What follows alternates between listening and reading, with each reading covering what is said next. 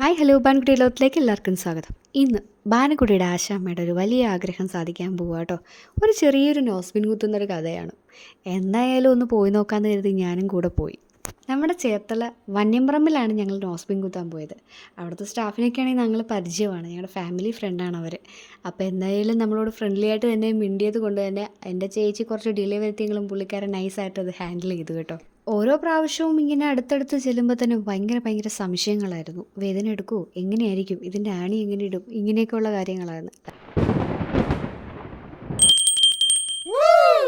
അങ്ങനെ നീണ്ട നാളത്തെ ആഗ്രഹം സഫലമായിരിക്കുകയാണ്.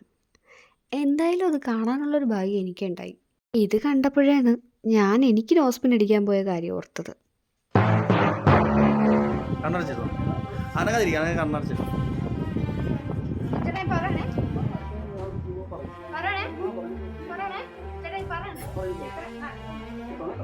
ഒരായിരം വട്ടം ഞാൻ കെഞ്ചി പറഞ്ഞു, പറയണേന്ന്. പക്ഷെ ആ ചേട്ടൻ പറഞ്ഞില്ല കേട്ടോ. അതേപോലെയല്ല കേട്ടോ ആശേച്ചി ഇച്ചിരി ബോൾഡായിട്ട് തന്നെയാണ് നിന്നത്. എന്നിലും എനിക്ക് ഇങ്ങനെയുള്ള കാര്യങ്ങളൊക്കെ പേടിയാണ്. പക്ഷേ ഞാൻ ഭയങ്കര ധൈര്യമൊക്കെ കൊടുത്താണ് വന്നതെങ്കിലും ആൾ ആ ഒരു ടൈം ആയപ്പോൾ അങ്ങ് പേടിച്ചു പോയി. എന്തായാലും പുള്ളിക്കാരുടെ ആഗ്രഹം അങ്ങ് സഫലമായി. ഇനിയും എന്താ പറയുക, ആഗ്രഹങ്ങളൊക്കെ സാധിക്കട്ടെ.